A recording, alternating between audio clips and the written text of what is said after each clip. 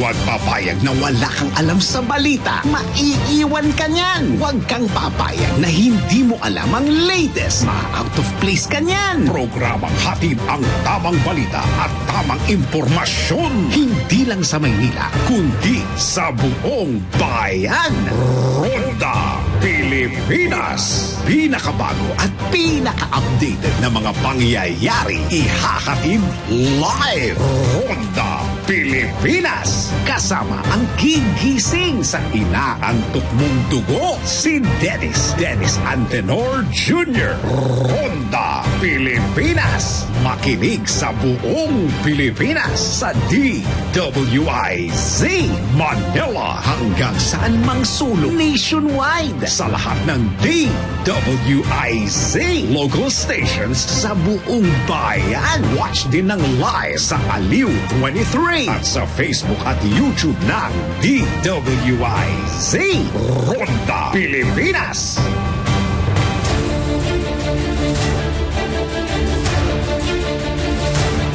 Narito na mga headlines sa Ronda Pilipinas. Ronda Pilipinas. Sarangani niyanig ng magnitude 6.6 na lindol. Pangamba ng tsunami, pinawi ng FIVO. Ronda Pilipinas. Gamit ng digitalized farmer registry at food balance sheet. Suportado ni Pangulong Marcos. Ronda Pilipinas. Reclamation project sa Manila Bay nanganganib makaapekto sa food security ng Pilipinas. Ronda Pilipinas. Isang Pinay sa California patay matapos sumabog ang illegal drug laboratory ng kanyang mister. Ronda Pilipinas. Balita mula sa ibayong dagat, 4 na strategic cruise missiles pinakawala ng North Korea. Ronda Pilipinas. Balita pambalakasan, Philippine Swimming Inc. sinuspinde ng World Aquatics. Ronda Pilipinas. Balitang showbiz. AJ Raval, rumesbak sa kanyang mga basher. Pag-uusap nila ni Kyrie Padilla, isinapubliko. Si Dennis Antenor Jr. Ronda Pilipinas. Magandang araw Pilipinas, magandang araw Luzon, magandang araw Visayas, magandang araw Mindanao. Ito ang Ronda Pilipinas. Ako si Dennis Antenor Jr. Ronda Pilipinas. Balitang lindol muna, niyanig ng magnitude 6.6 na lindol ang Sarangani Island sa Sarangani, Davao Occidental, kaninang alas 4:02 ng madaling araw. To be exact, ayon sa PHIVOX Tectonic, ang origin ng pagyanig at may lalim na 114 kilometers na italang instrumental intensity 2 sa Glan, Kiamba, Sarangani at Tupi, South Cotabato, habang intensity 1 naman sa Don Marcelino, Davao Occidental, Maitum at Malapatan, Sarangani, Coronadal City at General Santos City, South Cotabato. Wala namang inaasahang pinsala at aftershocks at pinawi din ng PHIVOX ang pangamba na magdudulot ng tsunami ang naturang pagyanig. Ronda Pilipinas. Welcome kay Pangulong Ferdinand Marcos Jr. ang paggamit ng mga bagong teknolohiya sa pagpapaunlad ng sektor ng agrikultura. Sa isinagawang pulong sa Private Sector Advisory Council o PSAC, pinabura ng Pangulo ang pagkakaroon ng digital na talaan ng mga magsasaka at paglikha ng Digital Food Balance Sheet o FBS. Sinasabing ang Digital FBS ay maaaring maglaman ng real-time data na inaasahang magpapatas ng kita ng maliliit na magsasaka at sa pamamagitan nito ay makakatipid ng pamahalaan. Pinagmalaki naman ng PSAC na ginagamit na sa Indonesia at Kenya ang kaparehong sistema. Ronda Pilipinas. Posibleng simulan ngayong taon ng Philippine Reclamation Authority o PRA ang pagtatambak ng lupa sa isa sa mga 3 reclamation projects dyan po sa may Manila Bay. Magsisimula ang proyekto sa likod ng Quirino Grandstand hanggang Manila Yacht Club sa lungsod ng Maynila. Gayunpaman, tiniyak ng PRA sa publiko na hindi naman maapektuhan ng view ng kilalang Manila's Bay sunset sa oras na simula ng reclamation. Ayon kay PRA Assistant General Manager Joseph Literal, ang proyekto ay isang mixed development, institutional, residential at commercial use at wala namang isinumite sa planong magtayo ng mga kasino. Sa ngayon, inihayag naman ni Manila LGU spokesperson Princess Abante na kailangan ituloy ang reclamation dahil masyado nang masikip ang lungsod at malaki na ang problema sa daloy ng trapiko. Nasa 5,000 hektarya ng Manila Bay. Nako, ang kailangan i-reclaim o tabunan ng lupa o kabuang 13 reclamation projects na ang inaprubahan. Si Dennis Antenor Jr. Ronda Pilipinas. Ang nasabing look sa mga pinakamalaking pinagkukunan ng mga isda sa bansa kaya tiyak damay ang produksyon ng pagkain, isda. Ang tone-toneladang anya ang lupa at buhangin mula sa Zambales ang kailangan upang tabunan ng nasa 5,000 hektaryang bahagi ng Manila Bay. Nagmula naman sa Cavite ang ilang toneladang buhangin kaya't maaaring makaapekto naman ito sa San Nicolas na nagsisilbing tirahan ng mga isda at iba pang marine animals. Samantala, tiniyak ng PRA na meron silang mga proyekto upang suportahan ang mga apektadong mangingisda. O, tingnan mo, hindi lang mangingisda, pati isda. Proyekto ng PRA, ha? Hindi lang isda, kasama dyan ang mangingisda. Ronda Pilipinas. Namemeligro na mabawasan o bumabaan sa 70% ang mga nahuling isda sa Manila Bay sa gitna ng kaliwat ng pag-uukay at reclamation project.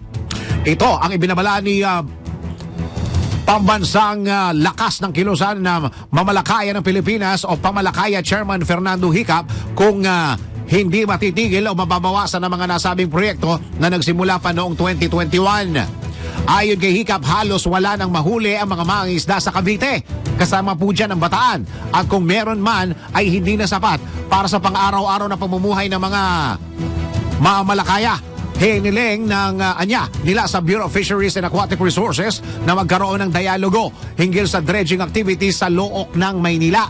Nagsisilbihan niyang paitlugan o breeding area pala yon ng iba't ibang uri ng isda gaya ng kandule. O, kasama dyan tamban. O, may kasamang tamban. Pero dahil sa mga pag-uukay at reclamation ay nabawasan. Hindi kayo mag-strike itong mga isda nito? Ha?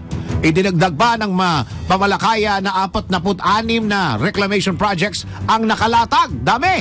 At inaasama makakaapekto sa mahigit 30 o 32,000 hektaryang bahagi ng Manila Bay. Ronda Pilipinas. Patay po ang isang 51 anyos na Pinay matapos sumabog ang illegal na drug laboratory. Asawa niya to. Taga saan to? Taga San Francisco, California. Sumabog yung laboratory na ginagawa po doon ay illegal na droga. Asawa niya to. Kinilala ang biktima na si Rita Evelyn Lopez na hindi na umano nagawang nakalabas o makalabas ng bahay sa nasunog o na bahay matapos ang pagsabog. Nabatid na paralisado ang katawan ni Lopez matapos siyang ma-stroke.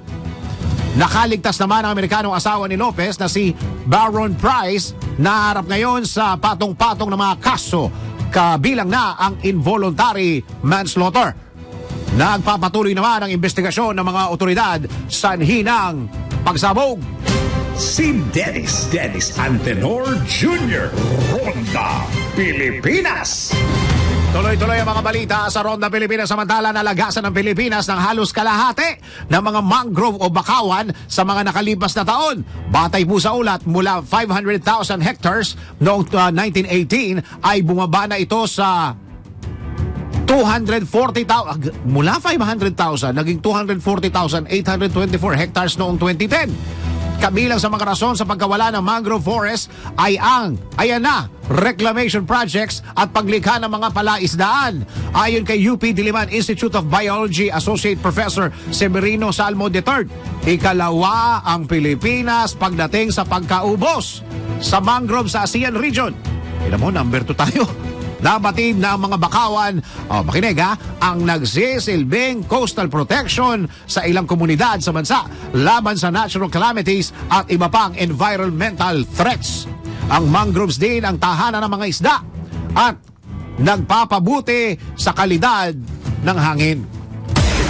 Ronda Pilipinas. Oh, baka kayo manonood nung kontrobersyal na pelikula na Plane. Ha? Nung last na nagpunta ako, para mga 2 weeks ago ba yun? Nasa mga sinihan pa eh. Oo, baka kayo ay manonood. Ito yung nirereklamo ni Senator Robin Padilla. Ha?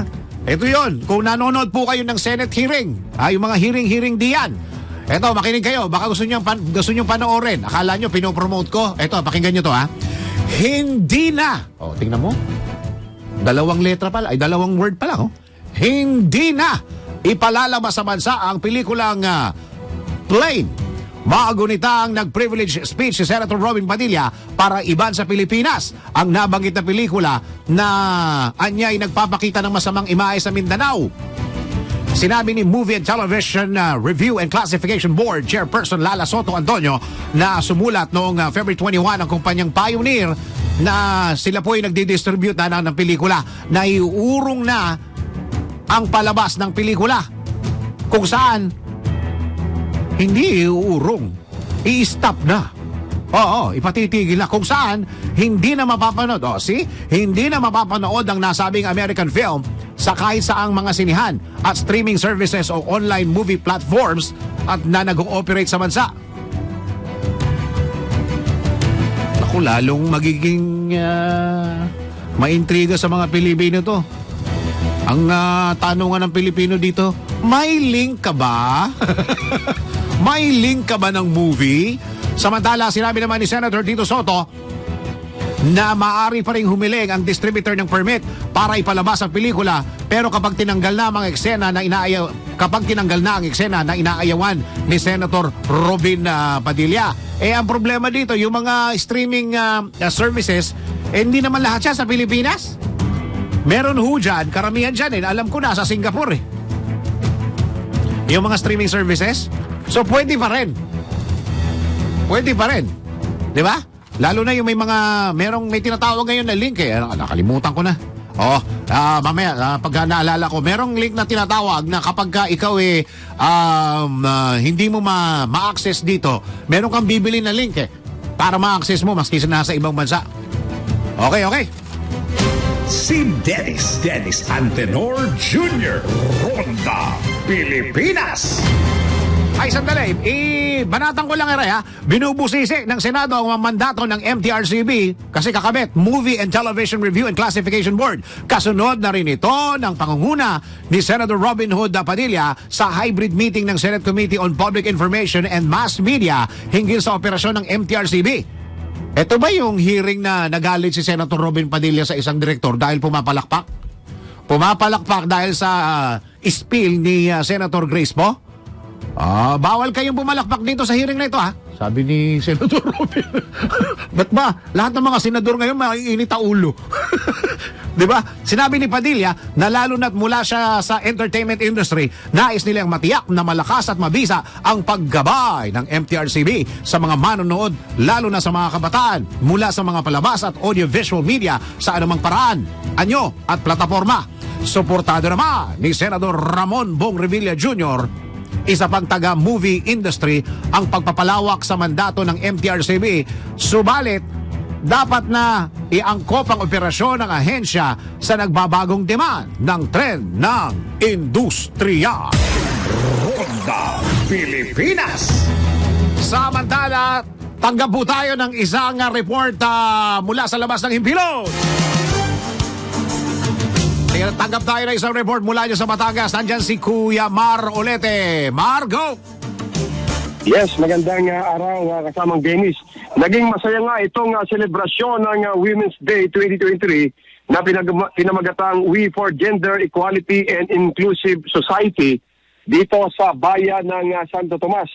Naging makahulugan ito at masaya sapagkat dinaluhan ito ng 500 mahigit na mga kababaihan na pinangunahan ito ng mga opisyalis din ng mga barangay, kasama rito ang mga kapulisan, at ganoon din itong lokal na pamahalaan sa pangunang ni Mayor Attorney Art June Aguilar Marasigan at itong si Vice Mayor Catherine Perez Haurigue, na kung saan ay naging serbisyo nila sa mga kababaihan ay itong libreng pap smear, dental at OV At ganoon din itong sa mata ay naging libre ito sa lahat ng mga kabayan na dumalo ngayong araw nito. Sinabayan ito ng maagang sumba na kung saan ay nakisali rin itong mga opisyales na kung saan ay suportadoan nila ang pagiging pantay-pantay ng lahat ng anumang gender dito sa kanilang bayan sa Santo Tomas. At kasali rin sa kanyang ibinida ay ang unang pagkakaroon ng ospital sa bayan ng Santo Tomas na kung saan itatayo na, at ito ay para sa mga kababaihan at unang-una doon sa mga ina na gustong magkaanak ay libre aniya, sabi ng butihing alkalde rito ng Santo Tomas. At sa ngayon, tuloy-tuloy pa nga ang programa ng lokal na pamahalaan at inaalam natin kung ano pa ang kanilang gagawing programa sa bandang hapon. Yes, kasamang Dennis. Yung mga lalaki, yung mga asawa na kasama nila, pwede rin ba sa dental yan? Nakita natin dito yung ilang mga kalalakihan nagreklamo nga, sabi na paano naman mayor itong mga kalalakihan pwede ba din kaming isama rito, wag lang sa OB ha. Paano? Baka naman sila pwedeng dumaan diyan sa anong tawag dito sa dental. Maski check up lang, wala mo nang buno. Yes. Tama. Kasama wala muna. Check up lang muna. Kaya linis. Linis. Pwede siguro, Mayor, baka pwede sa mga lalaki. Yes, tama. At yan nga yung pabulong ng mga kalalakihan na nandirito rin, na kung saan nga ay presente rin nga dito sa ginawang araw ng kababaihan dito nga sa bayan ng Mar. Ano yung sinasabi mo kanina, yung gustong magkaanak, ano gagawin? Ayon kay Mayor Arjun ay libre na ang panganak dito nga sa bayan ng Santo Tomas sa kanyang unang itatayong ospital. Kauna-unahan nito kasamang Guinness na ospital kasi ito mo nagdaang mga administrasyon hindi natutukan, although city ito walang ospital itong lungsod dito. Kasi karatig lang sila. Kasi kanina parang narinig ko yung mga gustong magkaanak. Ano kayo gagawin ni Mayor, kako? Yes, yung gusto daw magkaanak ay di libre na ang pagpapaanak. Sabi niyo, sagot na ng lokal na pamahalaan. Yung mga lead na ganyan, lalalagay sa alanganin yan. Yung mga anak pala. Yung panganganak. Oo. Mali yung sinabi mo na, doon sa mga gusto magkaanak, parang si Mayor ang gagawa ng paraan. Hindi, yung mga manganganak. Ayun. Yun, oo. Nilinilaw natin yung kasama ni Dennis. Patadalitan ni Mayora. Si Mayora nakita rin natin dito. Yun. Libre yung paanakan. Ulitin natin. Kaya medyo nagkantsawan nga rito. Yun din yung narinig natin. Libre na yung paanakan daw. Kaya sabi ko nga medyo nagtawanan ito mga kababayan at mga kalalakihan. Libre po ito dahil sa ospital itatayo dito nga ng lokal na pamahalaan ng Santo Tomas. Kasamang Dennis. Okay, good work. Dito nga. Good work, Mayor. Mayor, good work. Yes. Congrats. Congrats natin mamaya. At kasabay din yan ay 4-5 ambulansya itong naka-standby dito. Ganon din ito pang ilang mga doktor na nakita natin na nag-iikot at nag-check up sa ating mga kababayan. At yan ating report. Wala rito sa lalawigan ng Batangas, ito inyong Ronda Patrol, Marulete Nagdula, Simpilang May Todo Lakas, DWIC. Nagbabalita ng tama, naglilingkod ng tama. Ronda Pilipinas. Ang pagkadinig ko doon sa mga gusto magkaanak si Mayor ang tutulong Parang hindi maganda yung lead ng balita ni Mar. Kaya nilinaw ko. Baka malagay sa alanganin si Mayor Doon sa mga gustong manganak at may asawa naman at pag nagkaanak kayo, ay doon na kayo sa ospital na binanggit ni Paring Mar, manganganak dahil libre na. Oo. Kasi pagkakasabi niya kanina, doon sa mga gustong manganak, tutulungan ni Mayor. Parang mali di ba? Parang mali. Maganda na yung paglilinaw na yan. Okay, Paring Mar, maraming salamat. Ronda Pilipinas. Pinangangambaang maitsapwera ang local producers matapos pagtiwain ng Senado ang RCEP o RCEP o Regional Comprehensive Economic Partnership. Sinabi ni dating Agriculture Secretary Leonardo Montemayor na nakakabahala ang ratification ng RCEP na anyay sana ay binusisi pa ng Senado. Actually, yun ang expectation ko. Akala ko medyo mahaba pa na-ratify ka agad Nanawagan rin si Montemayor, board chairman ng Federation of Free Farmers sa gobyerno, na magkasa ng safety nets at competitive measures. Bukod pa rito, hinihiling din ng grupo ang mas malakas na infrastructure support, efficient irrigation system, post-harvest facilities, mas mataas na production cost ng mga magsasaka at access sa fertilizer. Ronda Pilipinas. Isinusulong sa Kamara ni Deputy Speaker Ralph Recto ang pagbibigay ng 3 araw na paid leave para sa mga empleyadong magulang upang makadalo sa mga aktibidad sa eskwelahan ng kanilang mga anak na estudyante. Oh, mga magulang, gusto nyo basahin ko ulit? Ha?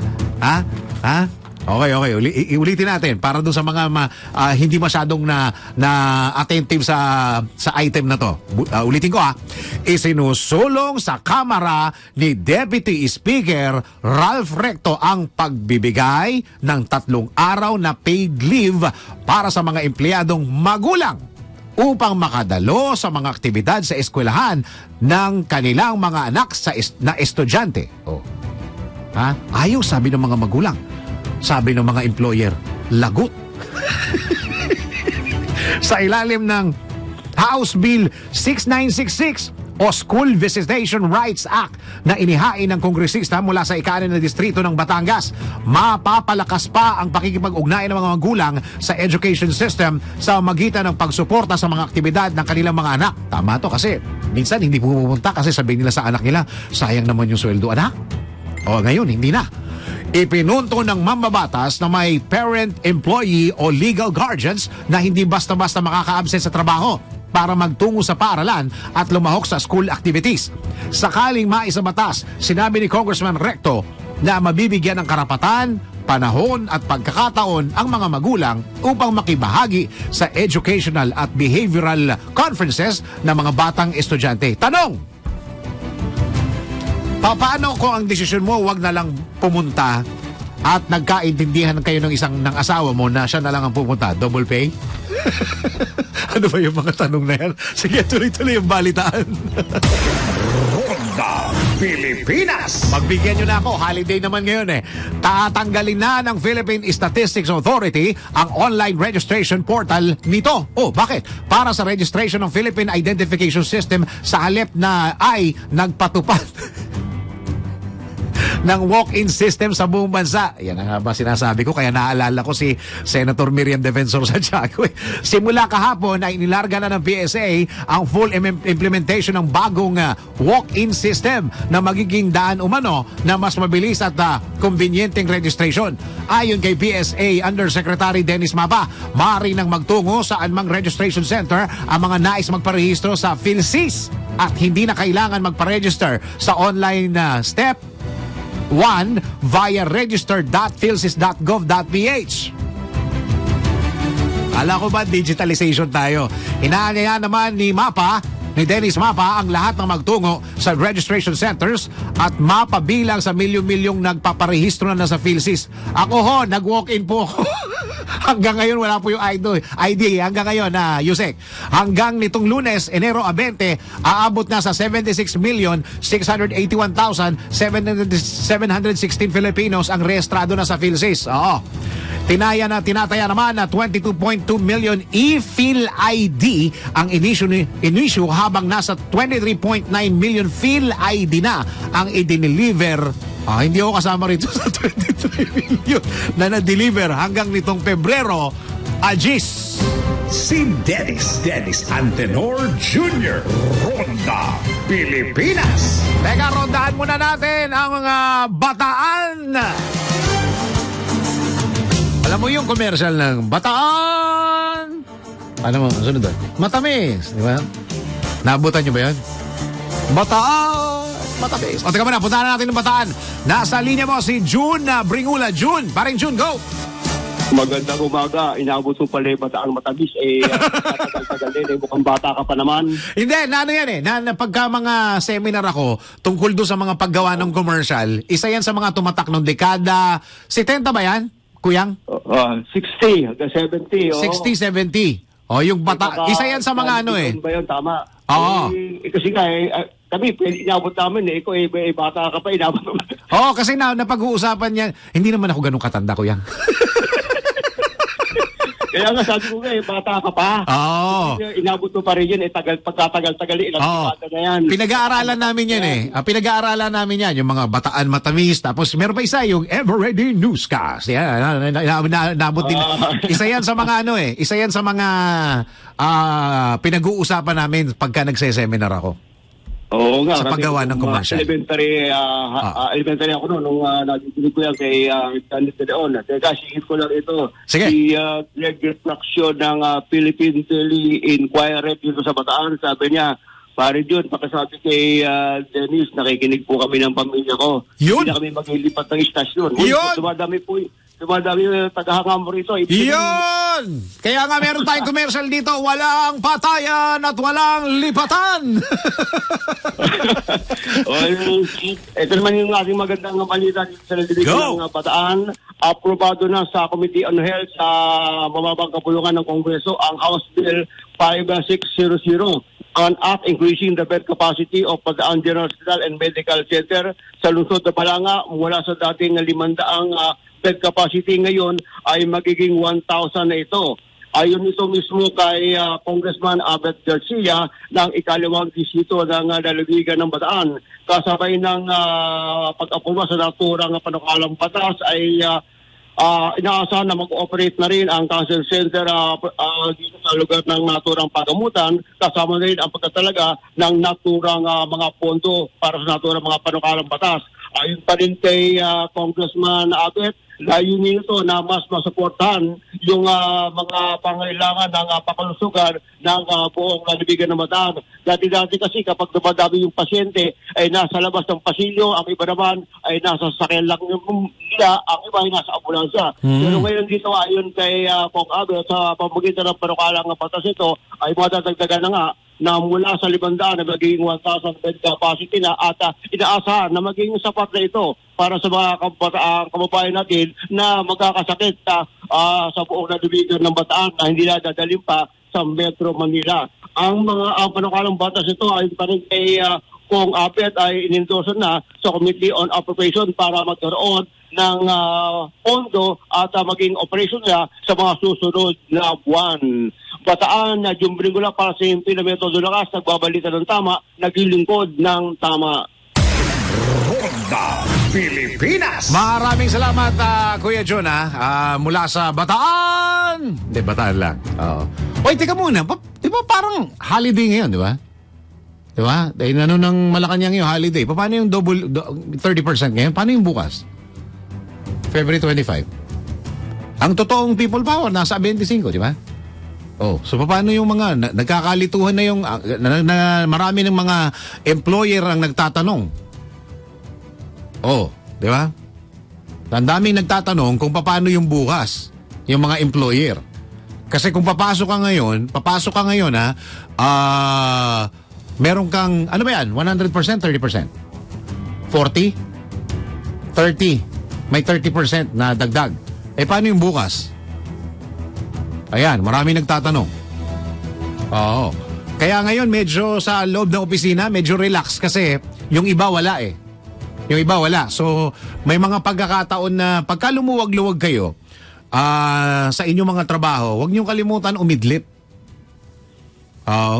Napakamaganda yan At alam niyo ba? Tatawa tuloy. Winner kasi ginugulo ako Alam nyo bang, marami mga Pilipino ang nakakaidlip kahit saan. Tingnan mo yung mga segue na yan. Tingnan mo yan, Sa tingin nyo ba, may magandang benepisyo ang power nap, yung idlip na tinatawag. Tawag niya sa English, power nap sa ating katawan? Halina. Halina't ating alamin. Asap o ayon sa pag-aaral. Play, play, play! Alamin ang mga bagay na ito. ASAP, ayon sa pag-aaral. Ano ang nakukuhang health benefits sa power nap? Alamin, ASAP, ayon sa pag-aaral. Madalas ka bang magpuyat? Kaya naman sa araw puyat na puyat ka. I-power nap mo na yan. Power nap ay ang pag-idlip sa umaga o kaya sa may bandang hapon na tumatagal lang ng mga 15 to 30 minutes. Ayon sa pag-aaral ni Safia Khan, medical doctor at isang espesyalista sa sleep disorders at assistant professor sa Department of Family and Community Medicine at sa Department of Neurology sa University of Texas Southwestern Medical Center sa Dallas, Texas, ginagawa ang power nap upang maibalik ang lakas ng katawan at talas ng pag-iisip ng isang tao. Ito ay nakakatulong upang mas mapatalas ang memorya ng isang tao at lumalabas din na ang pagiging malikhain nito kapag nakakapag-power nap. Ngunit payo ni Khan, huwag gawin ang power nap pagdating ng alas 4 ng hapon onwards dahil makakaapekto na ito sa pagtulog ng isang tao sa gabi. Sa kabuuan, kapag nagiging alerto ang isang tao dahil sa power nap na tinatawag ding cat nap, maaari nila itong gawing habit. Ngunit paalala po ni Khan na pag-alaman na ang nagpa-power nap ng higit pa sa isang oras araw-araw ay malaki ang tsansa na magkaroon ng mga ito ng cardiovascular disease. Kaya naman, ipinapaalala ni Khan na huwag abusuhin ang pagpa-power nap. Alamin ang mga bagay na ito. ASAP, ayon sa pag-aaral. Si Dennis Antenor Jr. Ronda Pilipinas. Tuloy-tuloy po ang balitaan sa Ronda Pilipinas. Nasa linya po natin dahil may nangyaring lindol sa Sarangani. Kaninang madaling araw po ito, kaninang umaga o kaninang madaling araw. Nasa linya po natin ngayon ang direktor ng FIVOC, si Director Teresito Bacolcol. Director, magandang araw po. Magandang araw din po sa inyo, sir. Okay, nagkakalituan. Ano po ba ito? 6.6 or 6? Meron sa social media, may 6, may 6.2, 6.4. Ano ba talaga? 6.6 po ba o 6? 6.4 po. Nung una, sa earthquake bulletin number 1 namin, it's 6.6. Ngayon, nag-issue kami ng earthquake information number 2, it's 6.4. Bumaba po siya. Pero yung lumalim, mas lalo siyang lumalim. Nagiging 139 kilometers. Okay. Bakit may comparison ho ba tayo? Mas lalong lumalim kanyo? Hindi. Ibig sabihin, nung una, sa issue naming earthquake information number 1, 114 kilometers yung lalim niya. Ngayon, kasi initial data, no? Yes, that's right. Oo, mga initial data. Dahil habang tumatagal, nag-gather kayo ng mas maraming data, Director, no? Tama po kayo. Oo. Hanggang saan ho ang apektadong lugar nito, Director? Actually po, part na to ng Indonesia. Na-record lang namin. Masyado itong malayo sa atin. It's 365 kilometers southeast of Sarangani Island. And although na meron pa ring intensity na ramdaman yung mga tao sa Palimbang, Sultan Kudarat, intensity 2. Pero itong earthquake na to, nasakop na po to ng Indonesia. Ang lalim, Director, 100, ano yun? 139 kilometers. Lalim. So ibig sabihin, hindi masyadong maramdaman ng mga tao. Kapag mas malalim, mas malayo sa...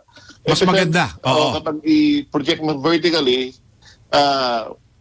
mas malalim siya, mas hindi masyadong maramdaman ng mga tao. Kasi habang palalim ng palalim, yung epekto sa ibabaw, hindi ganong kalakas. Kaya maganda ito kahit papano. Tama po kayo. Okay, so isa sa mga talagang pinaka-main question ng mga kababayan natin ay may mga aftershocks pa ba to? After nung kaninang umaga po, ilang aftershocks na po ang nararamdaman natin? Kung meron, Director. We are not expecting any aftershock. Again, dahil malalim na to, and although medyo we consider this a strong earthquake, pero malalim siya, so we don't expect really a very a big aftershock. Okay. Tapos isa pa, yung isa pang mas mabuti talaga kayo makausap yung fear ng tsunami, Director, para ho dun sa mga kumakalat na mga fake news na magkakaroon ng tsunami sa area and may posibilidad ba, Director? Wala pong tsunami. Again, malalim siya. Magkakaroon lamang ng tsunami kapag magkaroon tayo ng vertical displacement. Yung ibig sabihin na biyak yung lupa pataas or may lupa na sa ilalim ng dagat tumaas or bumaba. Ngayon, ito, masyado siyang malalim, hindi ito nakakabiyak ng lupa sa seafloor. So, paano po ba ito, Director? Yung mga, kasi Sarangani dyan, masarap ang tuna diyan. Yung mga mangingisda ano ang advisory ninyo? Maghanda lamang sila. Lahat naman tayo kailangan maghanda. And yung mga nakatira sa coastal communities, kapag meron tayong palatandaan, if there is a local tsunami, tandaan natin yung shake, drop, and roar. Kapag may malakas na ground shaking tapos biglang bumaba yung sea level, and then there is an unusual rumbling sound, takbo na kaagad kayo sa mataas na lugar. Yun ho mga mangingisda, ano hong payo po ninyo? Sila ba'y papalaot? Paano po ba? Wala namang problema to kasi kapag may tsunami ka, kapag nasa laot ka, hindi naman masyadong maramdaman kasi parang yung wave doon hindi masyadong mataas. Halimbawa kung may tsunami nga. Kasi nga malalim. Tama po, tama. Hindi masyadong... go ahead. Pero wala, again, nag-issue kami ng advisory, wala namang tsunami. Okay. So magandang balita pala dahil sa sobrang lalim, kahit papaano hindi na natin nararamdaman yung shaking, Direktor, ganon. Tama po kayo. Okay. Direktor, maraming salamat ho. Kung meron ho kayong bagong data diyan, pakitawagan lang ho kami dito para ma-share natin sa mga kababayan po natin. Wala problema po. Sige po. Maraming salamat si Director Teresito Bacolcol, FIVOX. Kaya yung mga earthquake drill, pagka meron ho kayo dyan sa mga areas ninyo, mas maganda ho mag-participate tayo, lalong-lalo na yung mga anak po natin. Pwede nating sabihan na mag-participate para yung ating muscle memory ay masanay na. Oo, lalong-lalo doon sa mga nasa school palagi, yung mga anak natin, ha? Okay, tuloy-tuloy po ang balitaan sa Ronda Pilipinas. Ronda Pilipinas! Inihayag ni Senator Risa Ontiveros na posibleng makasuhan sa Department of Agriculture or DA Undersecretary Domingo Panganiban matapos payagan ang agarang importasyon ng asukal sa bansa mula sa Thailand. Ayon sa Senadora, minadali ni Panganiban ang pag-aangkat ng asukal kung saan inamin ito na sugar order ang kanyang pinalagay. Dapat sana memorandum lang matapos ilabas ng Office of the Executive Secretary. Katakataka din para kay Ontiveros kung bakit sa nasabing bansa kumuha ang Pilipinas gayong pinagmulan ito o pinagmumulan ito ng kartel na kinabibilangan ng mga kumpanyang Sugden Philippines Inc., Edison Lee Marketing Corp. At Asian Counter Trade Incorporated. Iginit pa ng Senadora na batay sa Agriculture o Anti-Agricultural Smuggling Act, ipinagbabawal ang pagpasok sa bansa ng asukal na hindi bababa sa 1 milyong piso ang halaga at walang tamang permit o kaukulang dokumento. Idiniin pa ng mamabatas na ang Sugar Regulatory Administration o SRA lamang ang tanging may kapangyarihang maglabas ng permit at lisensya katulad ng sugar order para sa pag-aangkat ng asukal. Ronda Pilipinas. Aabot sa 1,321 ang mga magsasaka mula sa Bohol, Cebu at Negros Occidental ang nakatanggap ng libreng lupang sakahan mula sa Department of Agrarian Reform o DAR.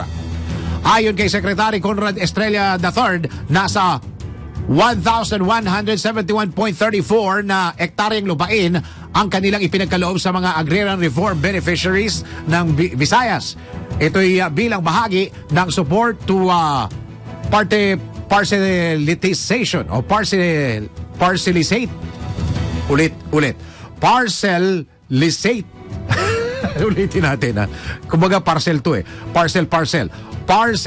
parcelization yon of lands for individual titling. Parcel kasi yan. O split project ng ahensya na makakapagbigay din tulong para sa mga magsasaka. Kasunod na rin ito ng direktiba ni Pangulong Ferdinand Bongbong Marcos Jr. na walang dapat mapag-iwanan sa ilalim ng food security agenda ng pamahalaan. Layunin ng pamahalaan na makaibigay ang sapat na benepisyo para sa mga magsasaka na apektado ng krisis at pandemya. Ronda Pilipinas. Samantala, tanggap po tayo ng isang report. BFP, Bureau of Fire Protection, iginiit na dapat sanayin ang mga miyembro ng pamilya sa fire safety drills and procedures dahil papasok na tayo sa Fire Prevention Month. Bakit ba pag pumapasok yung Fire Prevention Month? Fire Prevention Month, doon mas lalong dumadami sunog. Parang nananadya yung mga sunog, ano? Sige, alamin po natin ang detalye mula sa Report ni Patrol number 5, Aya Yupanco. Muling iginiit ng Bureau of Fire Protection na mas maiging sanayin ang bawat miyembro ng pamilya ng fire safety drills and procedures upang maging ligtas sakaling magkaroon ng sunog. Sa naging pahayag ni Superintendent Gerald Venezuela, hepe ng Bureau of Fire Protection Regional Fire Safety Enforcement Division sa lingguhang balitaan sa Tinapayan, maiging malaman ng mga kasama sa bahay ang mga paraan para maiwasan ang sunog at mga gagawin sakaling may insidente. Inihalimbawa ni Venezuela na dapat ay tiyakin ang mga gamit sa bahay tulad ng mga electronic devices ay nasa maayos na saksakan, kung saan ang LPG naman o mga gamit panluto ay dapat nakapatay kung hindi gagamitin. Maging yung mga susi ng mga lock ng bintana, pinto, gate at mga padlocks ay dapat nasa iisang lugar lamang at may mga nakalagay na label upang madaling makalabas sakaling may insidente ng sunog. Sinabi pa ni Venezuela na mas maiging iligtas ang sarili sa halip ng mga gamit sa bahay at siguruhin na may mga fire exit. Nabatid sa mga datos ng BFP mula Enero hanggang sa kasalukuyan, nasa 431 ang naitala nilang insidente ng sunog. Sa nasabing bilang, 223 ang structural na kinabibilangan ng gusali o building at bahay, habang 185 ang non-structural. Anya, sa naitalang insidente na sunog, 13 ang nasawi. Napawang mga sibilyan at 59 ang nasugatan. Ang naging pahayag ni Venezuela ay kaugnay na rin sa nalalapit na Fire Prevention Month na darating na buwan ng Marso. Ito yung Patrol Number 5 ay ipangkuparo sa implemento ng lakas. DWIC, nagbabalita ng tama, naglilingkod ng tama. Ronda Pilipinas. Teka muna, puntahan natin ang Ronda Pilipinas. Probinsya. Ayaw! Pareho kasing letter P. O sige, puntahan muna natin ang Naga. Nandiyan si Melvin Nachado. Melvin, go! Mabilis na kumalat ang balita ng pagpapalit ng Regional Director ng PNP sa Bicolandia sa lahat ng PNP units kahapon matapos lumabas ang direktiba mula sa National Headquarters ng PNP na may lagda ni na Police Lieutenant General Mike John Dobria, Chief ng Directorial Staff at Police Major General Robert Rodriguez, Director for Personnel and Records Management. Si Police Brigadier General Rodot Dimas ang na-relieve at nirelieve sa PNP Bicol at inilipat sa Special Action Force, habang pinalitan naman siya ni Police Brigadier General Westrimundo Dumantay Ubinque. Sa pamumuno ni Police Brigadier General Rodot Dimas, ilang personalidad na sangkot sa illegal na droga ang mga naaresto. Wala pang impormasyon ng PNP Regional Command 5 kung kailan gaganapin ang formal na pagsasali ng liderato ng PNP Bicol sa bagong upong Regional Director ng PNP sa reyon. Ito ang Ronda Patrol, Melvin Machado. Para sa impirang may todong lakas, DWIZ. Nagbabalita ng tama, naglilingkod ng tama. Ronda Pilipinas. Samantala, punta naman natin ang Calabar Zone. Nandiyan naman si Arman Cambe. Arman, go! Sa Kuya Dennis, isang aktibong leader ng New People's Army na ilang beses na nakipag-enkwentro sa tropa ng pamalaan sa San Francisco at San Andres, Quezon, ang kusang sumrender kahapon ng tanghali sa bayan ng Lopez, Quezon. Sa ulat ng Regional Mobile Force Battalion 4A, nakilalang sumuko na si Cesario Santoria, 54 anyos, at may mga aliases na Sario, Julie at Carolan at residente. Si Santoria ay sa militar, ay kaalit sa Squad Decking Platoon Remark ng Sub-Regional Party Committee ng NPA. Sinabi ni Santoria sa kapulisan na sinikap pa na kanyang grupo na makapag-alyansa sa mga natitirapang rebelde na nasa Bundok Peninsula para sumuko sa pamalaan. Ay dahil sa walang tigil paggalugad ng pinagsamang pwersa ng Quezon Provincial Mobile Force Company, Lopez Police Corps Office Maneuver Company at ng Regional Mobile Force Battalion 4A. Mula pa rin dito sa Calabarzon, Arman kami nagulat sa impilang may todong lakas, DWIZ, nagbabalita ng tama, naglilingkod ng tama. Ronda Pilipinas. Tuloy-tuloy mga balita sa Ronda Pilipinas. Pinasalamatan ng Philippine Ports Authority o PPA ang ginagawang hakbang ng Senado matapos ihirit na gawa ng investigasyon sa mataas na logistic cost sa mga pantalan sa panayam ng DWIZ. Sinabi ni Mark John Palomar, Manager Commercial Services Department ng PPA, na handang tumulong ang kanilang ahensya para alamin ang mga dahilan ng sobrang singil na mga ipinatutupad na guidelines hinggil sa mga kargamento at mga produkto. Yung gastusin ho sa ating mga pantalan ay less than 5% lang po ang contribution niyan sa logistics cost. Kung iisipin natin, less than 5% yan pag containerized yung cargo, less than 3% yan pag general cargo, at less than 2% yan pag roro. Pero nagtataka tayo bakit ang taas ng logistics cost natin. Unregulated ho kasi yung logistics ho natin. Yung reg lang is yung sa PPA na gastusin. At sa sinasabi ko ho, yung contribution nito sa presyo ng mga produkto ay less than 5% lang po ang epekto. Ayon kay Palomar, malaki ang kontribusyon sa shipping, tracking at warehousing sa pagdating sa aspeto ng gastusin dahil sa pagsasaayos ng port tariffs, pero ginagawa na nila ito ng paraan para masolusyonan ang problema sa mga pantalan. Kasabay ho nito ang pag-i-improve ng proseso sa pantalan. Kaya kahit umakyat yung rates ho, magiging mas efficient ho, kaya matabi sa labas yung produkto. Sa all in all, ang iniisip po namin ay bababa din po yung costing nila dahil sa ginagawa ho ng PPA. All in all ho, hindi ko masabi kung ano kung pagtaas kasi alam ho natin, kagagaling lang ho natin sa pagtaas ng gasolina. Malaking epekto ito sa logistics cost. Wala akong datos ho ngayon regarding yung increase ng logistics cost, although nakakaiba din yan sa inflation ho natin. Iginit din ang opisyal na patuloy nilang tinutugunan ang problema sa mga pantalan, kabilang na ang pagbuo ng iba't ibang mga programa. Gumagawa ko kami ngayon ng programa na tinatawag na Trusted Operator Program, Container Register and Monitoring System, na sa system ng ito, inaayos po namin yung pagsauli ng mga empty containers for re-export. Mag-i-improve po yung quality na serbisyo sa pantalan. So, dati-rate, kung isasabihin mo na umakyat nga yung port cost, pero kung dati-rate ilang araw ho ang unloading, mas mabilis ho ang unloading ngayon. So, notwithstanding the increase, may commensurate decrease naman on other aspects ng logistics. Marami rin akong tanong dyan. Isang araw na lang pag-usapan natin yan. Yan ang tinig ni Mark John Palomar, manager po siya ng Commercial Services Department ng Philippine Ports Authority o PPA. Sa panayam ng DWIZ.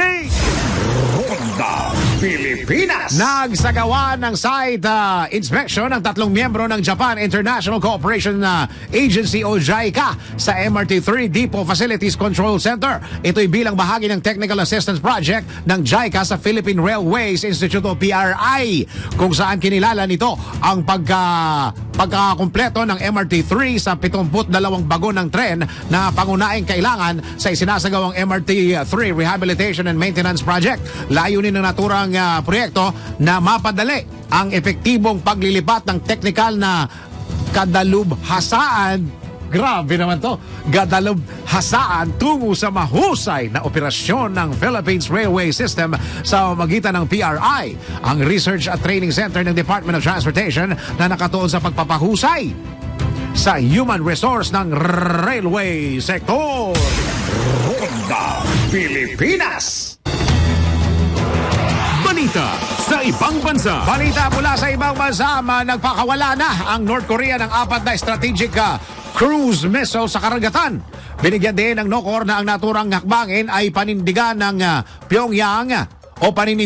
Pyongyang sa Nuclear Combat Force. Tulad ng dati, ayon sa experts, ang nasabing hakbangin ng NOCOR ay nagdulot ng matinding tensyon sa Korean Peninsula at lumakas ang pangambang na pipinto na ang pagkakasa ng bansa ng unang nuclear test nito simula noong 2017. Ayon sa Korean Central News Agency, ang 4 na Hwasal-2 missiles ay pinakawalan mula sa Kim-Chek City sa North Hamgyong Province patungong East Sea o kilala rin bilang Sea of Japan. Hindi rin tinukoy sa report kung natumbok ng mga naturang cruise missiles ang target nito, bagamat natutuwa ang Central Military Commission of the Workers' Party ng Korea sa nasabing hakbangin. Ronda Pilipinas.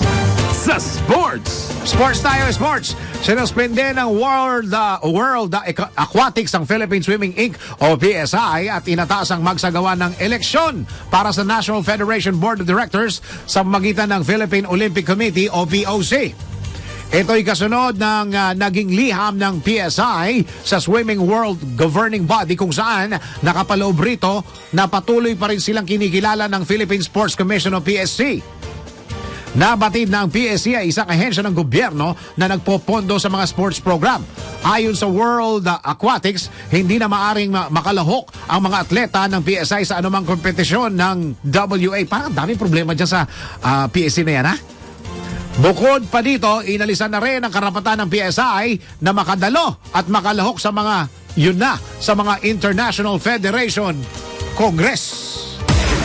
Ronda Pilipinas sa entertainment o trending news. Parang pati si Obiena nagkakaroon ng problema dyan sa... Hay, nako, sige. Romes back sa kanya mga basher ang aktres na si AJ Raval matapos makatanggap ng pambabatikos mula sa mga netizen. Kaninong anak ito? Kay Jeric Raval ba ito? Si Jeric Raval ang tatay nito? Kasunod ito ng Facebook post ni AJ kung saan maraming netizen ang nagkomento kaugnay sa hindi matapos-tapos na issue sa kanilang relasyon ni Aljur Abrenica. Dahil dito, hindi nakapagpigil ang aktres matapos siyang tawaging, ayan na, kabit, mga agaw at maninira ng pamilya ng mga netizen. Hala. Ayon kay AJ, wala siyang inaagaw. Yun mga linya ng mga nag-aagaw, di ba? Ganyan ang linya ng mga nang-aagaw, di ba? Ayon kay AJ, wala siyang inaagaw, niloloko at sinisirang pamilya dahil hiwalay na umano sina Kylie at Aljur bago siya pumasok sa pakikipagrelasyon. So wala siyang winasak dahil dati nang wasak. Ganun ba yun?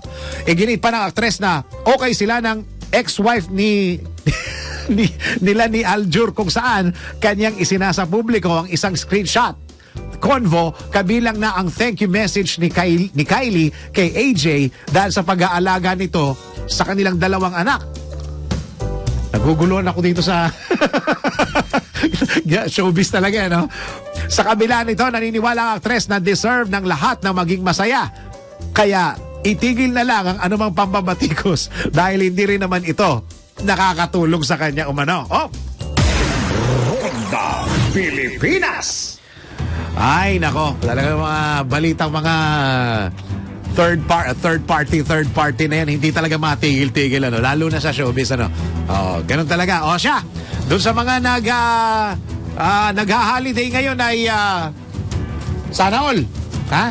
Sana all. Mga nag-holiday. Alam nyo, sa public service, ang yabang porke nandito. Ang yabang ko porke nandito ako. Alam nyo, sa public service, tulad ng ginagawa namin dito sa DWIC, ha? Walang walang holiday-holiday.